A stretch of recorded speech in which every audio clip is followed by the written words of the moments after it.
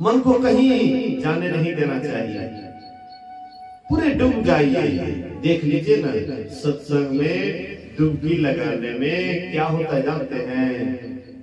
का अबो ही पिक बको मराला मज्जन फल देखिए तत्काला, काक हो ही पिक बको मराला।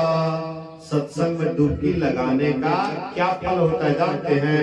कौवा कोयल हो जाता है और बगुला हंस हो जाता है।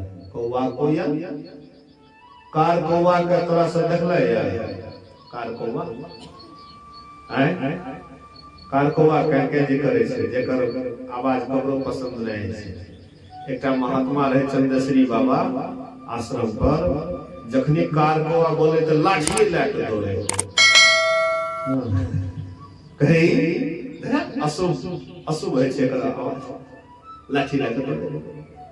कार कौवा किसी को पसंद नहीं है, कोयल सबको पसंद है, क्योंकि आवाज में ही फर्क है। दोनों काला है, कार कौवा भी काला है और कोयल भी काला है, लेकिन कोयल बोलता है तो लोगों का मन प्रसन्न हो जाता है। और बहुत आदमी तो उसके आवाज में आवाज लगाने लग जाते हैं। बच्चा तो अक्सर जैसे उधर से कोयल कहती उधर से बच्चा भी कहता है, और जैसे उसके आवाज में आवाज मिलाते हैं, देखिएगा उसका टेम्परेचर बढ़ने लगता है और जोर जोर से बोलने लग जाता है, उसको बड़ी खुशी होती है। तो कौवा और कोयल में आवाज का फर्क है, रंग तो दोनों काला ही है। अगर कोई सत्संग में डूब जाए, अच्छी तरह से डूबने लगे, तो कौवा कोयल हो जाता, मतलब कड़कसा बोलने वाले, जिसके आवाज में थोड़ी सी भी मिठास नहीं, और सत्संग में जो डूबने लग जाता है, तो देखिएगा उसके आवाज में पहले फर्क पड़ता है। पहले जब भी बोलता था तो एकदम कड़क करके बोलता था, और जब सत्संग में डूबने लगेगा तब नहीं खाली दीक्षा लेकर के कोठी का ढापर रख दिए, तब नहीं। दवाई ले लिए डॉक्टर के पास, और वह दवाई को कोठर कंधा पर रख दिए, बीमारी ठीक हो जाएगा। डुबकी लगाना पड़ेगा। तो जो इसमें डुबकी लगाते हैं तो कौवा कोयल हो जाता है और बगुला हंस हो जाता है। बगुला और हंस दोनों सफेद होता है, नहीं? बगुला किस रंग का होता है? सफेद, हंस भी सफेद है। पानी और दूध दोनों का मिलाप कर दीजिए, बैठे जाइए, मौन छिड़िया। बोलिए प्रेम से श्री सद्गुरु महाराज की जय। ये रहस्य के समझते हैं,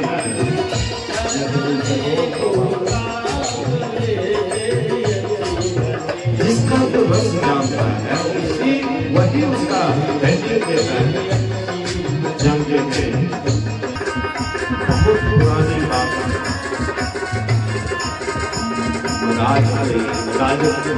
याग गलत नहीं, बड़े ज्ञानी, आज भी बड़े ज्ञानी।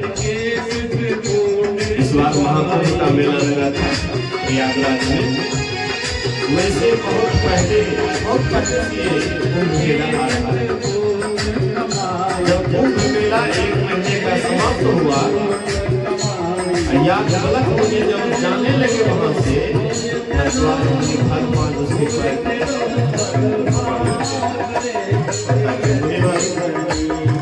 मेरा बुढ़ापा आ गया है, लेकिन अभी तक मैं राम को नहीं जाना। ऐसा राम है, अभी तक हम राम के संबंध में नहीं जानते हैं, इसलिए मुझे आप मुझे जनाने की कोशिश करें। याद गलत नहीं कहते, बड़े चतुर हो तुम राम को जानते हो, इसीलिए तुम्हारे अंदर में ये राम कथा सुनने की, जो इस रहस्य को जानते हैं उसी को उसमें मन लगता है। जो इस रहस्य को नहीं जानते हैं तो समझ नहीं पाते, थोड़ी देर बैठेंगे। अभी हम लोगों ने सुना, हम लोग सुन रहे थे, हाँ, रामचरित मानस शास्त्री द्वितीय सोपान कि एक बार महाराज दशरथ दर्पण को देखते हैं। दर्पण शीशा, दर्पण में अपना चेहरा देखते हैं। हम लोग भी चेहरा देखते हैं, तो शीशा देखते हैं। शीशा में देखते हैं कि कान के पास एक पका हुआ बाल मानो संकेत कर रहा है कि अब तुम्हारा बुढ़ापा आ गया है, अब राम को राजगद्दी क्यों नहीं देते हो और तुम परमात्मा का ध्यान भजन क्यों नहीं करते हो। पहले जमाने में ये नियम था, पहले जमाने में ये नियम था।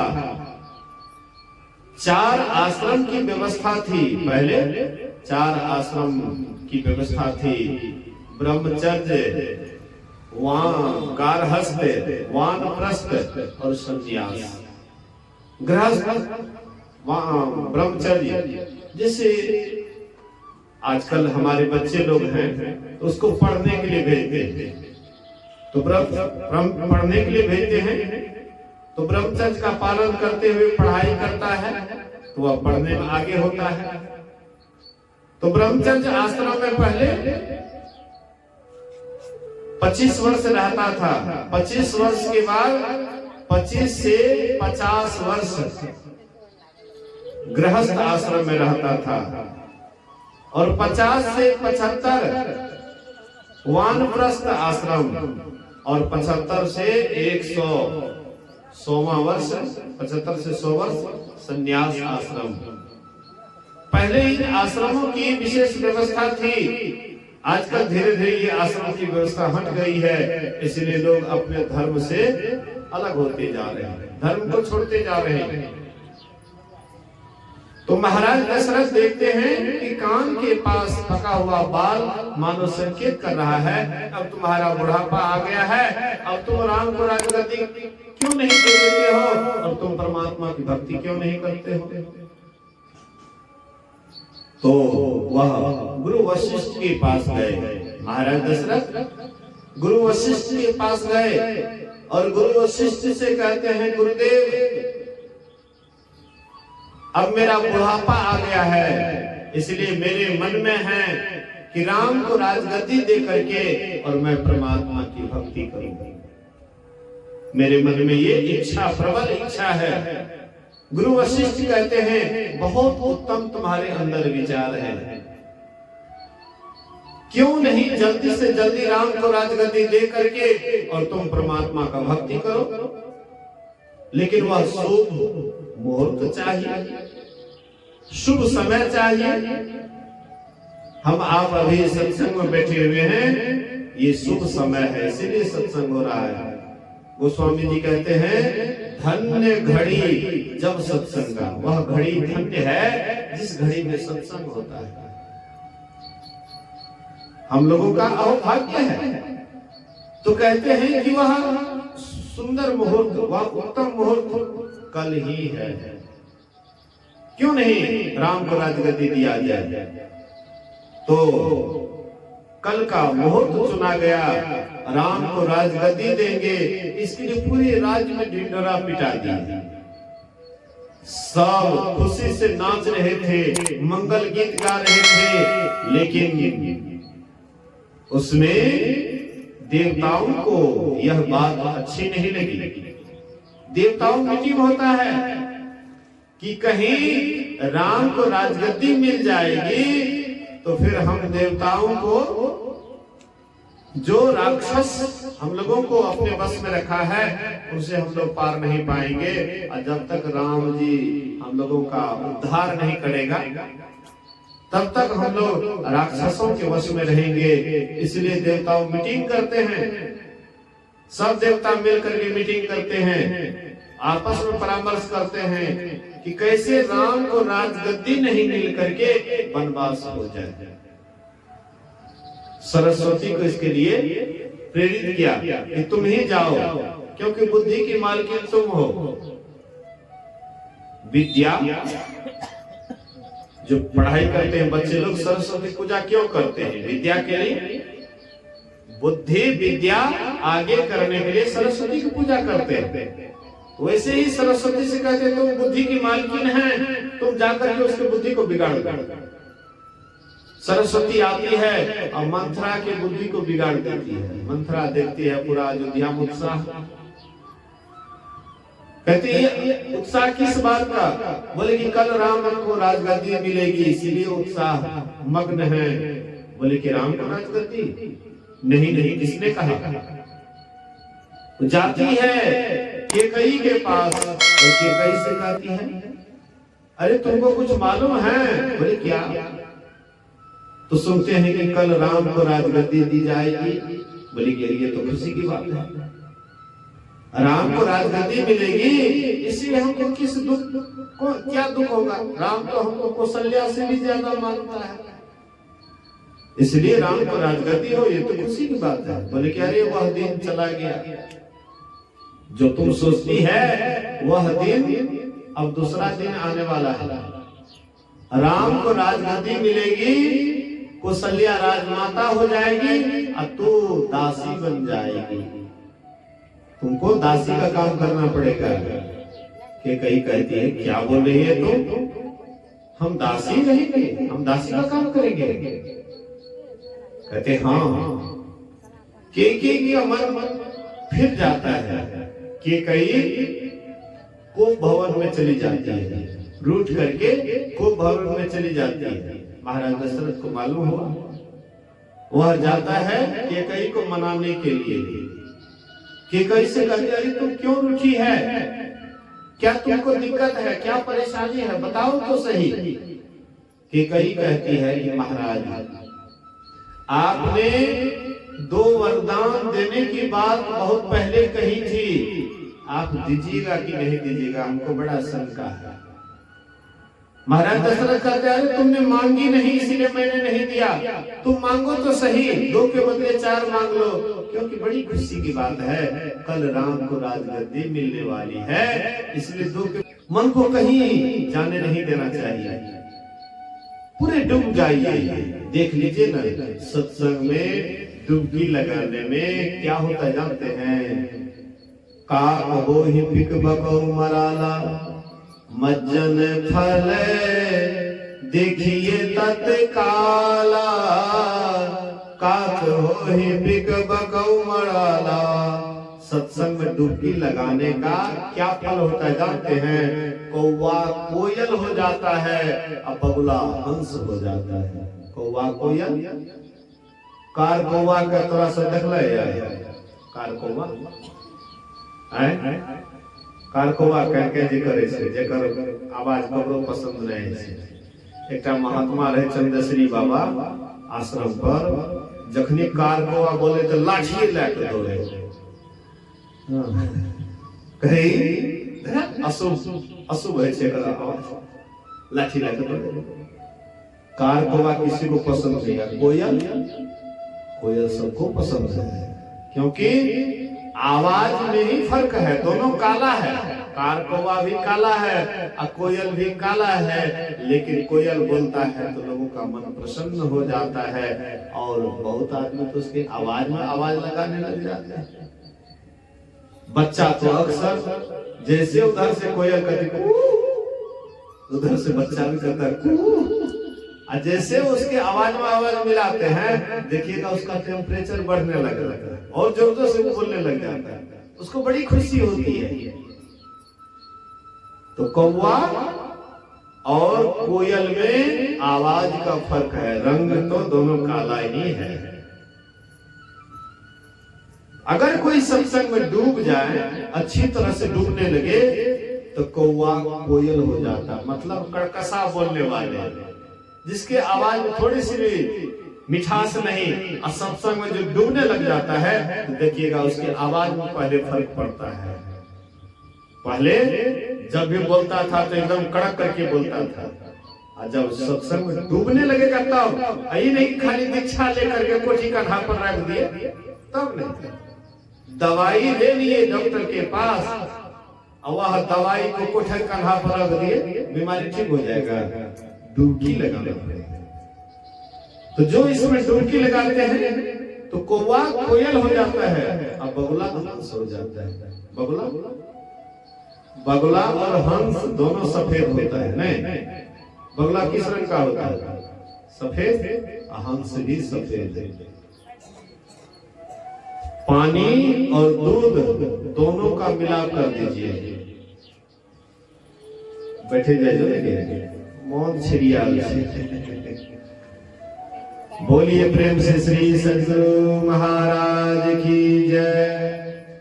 जे रहस्य के समझते हुए है न तो बुझते हो बाबा वो ना खगै से कुछ जिसका जो रस जानता है उसी वही उसका वैल्यू देता है। जानते हैं, बहुत पुरानी बात है। राज याज्ञवल्क्य मुनि बड़े ज्ञानी थे, भरद्वाज भी बड़े ज्ञानी थे। इस बार महाकुंभ का मेला लगा था प्रयागराज में। वैसे बहुत पहले से ये कुंभ मेला आ रहा है। जब कुंभ मेला 1 महीने का समाप्त हुआ, याज्ञवल्क्य मुनि जब जाने लगे वहां से, भरद्वाज मुनि भर पांच उसके पैर को पकड़ लेते, चरण को पकड़ लेते हैं और कहते, मुनिवर मेरा बुढ़ापा आ गया है, लेकिन अभी तक मैं राम को नहीं जाना हूं कि राम कौन है, कैसा राम है, अभी तक हम राम के संबंध में नहीं जानते हैं। इसलिए गुरुदेव आप मुझे जनाने का कोशिश करेंगे। याज्ञवल्क्य मुनि कहते, बड़े चतुर हो तुम राम को जानते हो, इसीलिए तुम्हारे अंदर में ये राम कथा सुनने की बड़ी इच्छा है। देखिए, जो जिस रहस्य को जानते हैं उसी को उसमें मन लगता है, और जो इस रहस्य को नहीं जानते हैं तो समझ नहीं पाते। थोड़ी देर बैठेंगे और उसके बाद उठ करके चल जाएंगे। अभी हम लोगों ने सुना, अभी हम लोग सुन रहे थे, हाँ, रामचरितमानस शास्त्र 2 सोपान अयोध्या कांड से सुन रहे थे कि एक बार महाराज दशरथ दर्पण को देखते हैं। दर्पण शीशा, दर्पण में अपना चेहरा देखते हैं। हम लोग भी चेहरा देखते हैं, तो शीशा देखते हैं। शीशा में देखते हैं कि कान के पास एक पका हुआ बाल मानो संकेत कर रहा है कि अब तुम्हारा बुढ़ापा आ गया है, अब राम को राजगद्दी क्यों नहीं देते हो, और तुम परमात्मा का ध्यान भजन क्यों नहीं करते हो। पहले जमाने में ये नियम था, पहले जमाने में ये नियम था। 4 आश्रम की व्यवस्था थी। पहले 4 आश्रम की व्यवस्था थी। ब्रह्मचर्य, गारहस्थ, वानप्रस्थ और संन्यास। गृहस्थ, ब्रह्मचर्य।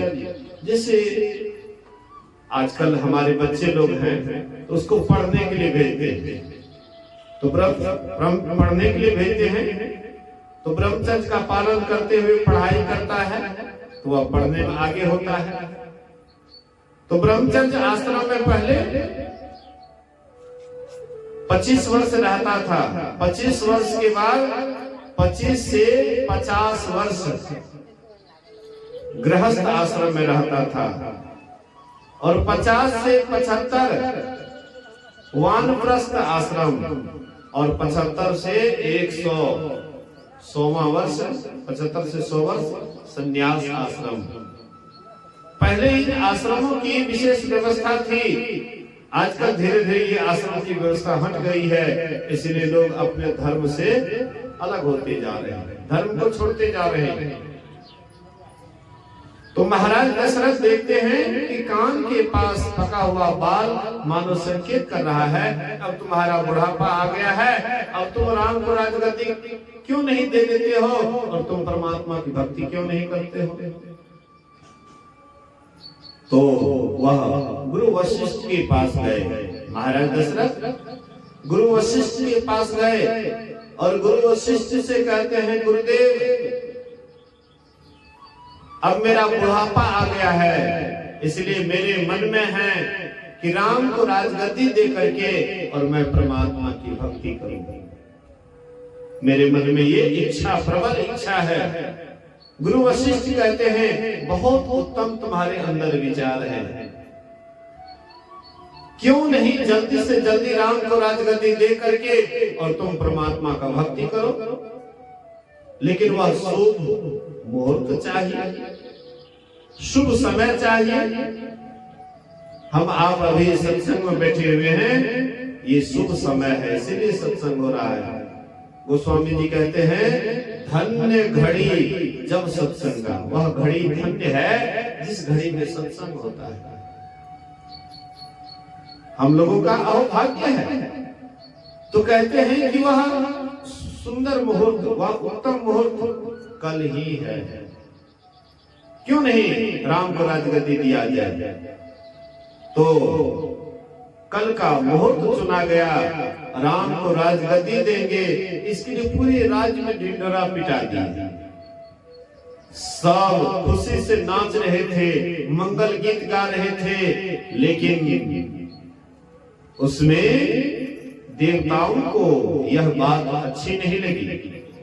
देवताओं मीटिंग होता है कि कहीं राम को राजगद्दी मिल जाएगी तो फिर हम देवताओं को, जो राक्षस हम लोगों को अपने बस में रखा है, उसे हम लोग पार नहीं पाएंगे। और जब तक राम जी हम लोगों का उद्धार नहीं करेगा तब तक हम लोग राक्षसों के वश में रहेंगे। इसलिए देवताओं मीटिंग करते हैं, सब देवता मिलकर के मीटिंग करते हैं, आपस में परामर्श करते हैं कि कैसे राम को राजगद्दी नहीं मिल करके वनवास हो जाए। सरस्वती को इसके लिए प्रेरित किया कि तुम ही जाओ, क्योंकि बुद्धि की मालकिन तुम हो। विद्या, जो पढ़ाई करते हैं बच्चे लोग, सरस्वती पूजा क्यों करते हैं? विद्या के लिए। बुद्धि विद्या आगे करने के लिए सरस्वती की पूजा करते हैं। वैसे ही सरस्वती से कहते हैं तुम बुद्धि की मालकिन है, तुम जाकर के उसकी बुद्धि को बिगाड़ दो। सरस्वती आती है और मंथरा की बुद्धि को बिगाड़ देती है। मंथरा देखती है पूरा अयोध्या में उत्साह, कहते हैं उत्साह किस बात का? बोले कि कल राम को राजगद्दी मिलेगी, इसीलिए उत्साह मग्न है। बोले कि राम को राजगद्दी? नहीं नहीं, किसने कहा? जाती है केकई के पास और केकई से कहती है अरे तुमको कुछ मालूम है? बोले क्या? तो सुनते हैं कि कल राम को राजगद्दी दी जाएगी। बोले कि ये तो खुशी की बात है, राम को राजगद्दी मिलेगी, इसलिए हमको किस दुख को, क्या दुख होगा? राम तो हमको कौशल्या से भी ज्यादा मानता है, इसलिए राम को राजगद्दी हो, ये तो खुशी की बात है। बोले कि अरे वह दिन चला गया, जो तुम सोचती है वह दिन अब दूसरा दिन आने वाला है। राम को राजगद्दी मिलेगी, कौशल्या राजमाता हो जाएगी और तू दासी बन जाएगी। तुमको दासी का काम करना पड़ेगा। कि कहीं कहती है क्या बोल रही है तुम? हम दासी रहेंगे, हम दासी का काम करेंगे। कहते हाँ। के मन फिर जाता है कि कहीं कोप भवन में चली जाती है, रूठ करके कोप भवन में चली जाती है। महाराज दशरथ को मालूम हुआ, वह जाता है केकई को मनाने के लिए। केकई से कहती अरे तुम क्यों रूठी है? क्या तुमको दिक्कत है? क्या परेशानी है? बताओ तो सही। केकई कहती है कि महाराज आपने 2 वरदान देने की बात बहुत पहले कही थी, आप दीजिएगा कि नहीं दीजिएगा? हमको बड़ा शंका है। महाराज दशरथ कहते हैं तुमने मांगी नहीं इसलिए मैंने नहीं दिया, तुम मांगो तो सही, 2 के बदले 4 मांग लो, क्योंकि बड़ी खुशी की बात है, कल राम को राजगद्दी मिलने वाली है, इसलिए 2 के बदले तुम 4 मांग लो। रघुकुल रीत सदा चली आई, प्राण जाई पर वचन न जाए। महाराज दशरथ कहते हैं कि रघुकुल का रीत सदा से आ रहा है कि भले ही प्राण चले जाए तो चले जाए, लेकिन वचन कभी नहीं जाता है।